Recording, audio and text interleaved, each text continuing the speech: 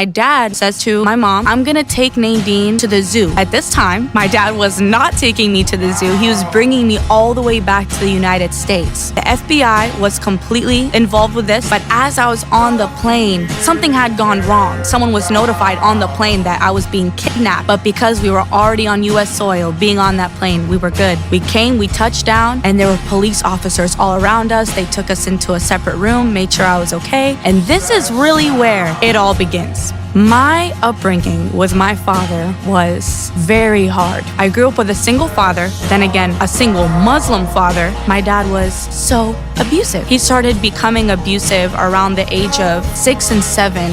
And around that time, I was very much missing my mom, but I didn't know what had happened. We weren't in contact with each other. My dad would not allow me to tell anyone where I had moved. I wasn't in contact with my family. My dad was scared that someone would try to come and steal me. So I remember sleeping in my house in Youngstown, Ohio, and putting like a hammer or something underneath like my bed in case someone tried to come take me or hurt me. My dad would always put lies in my head like someone's gonna try to steal you. Make sure you're very careful. So I was just paranoid. Like I'm a little girl in a new country, just not at peace. I remember just little things I would do. If I'd wear like a little V-neck, he'd spit on me. He'd call me a whore. When my boobs started growing and when my body started to develop, he was so mean to me. It's like he hated me for my body developing, and he just hated the fact that I was growing to Western culture while being a Muslim. Ever since a young age, I hated Islam. I didn't understand it, but I hated it. I said, how come you pray 5 times a day and you treat me like this? How come all my family, even my grandmas, my aunts and uncles, everyone's praying 5 times a day, but everyone's miserable? There's abuse happening in the family.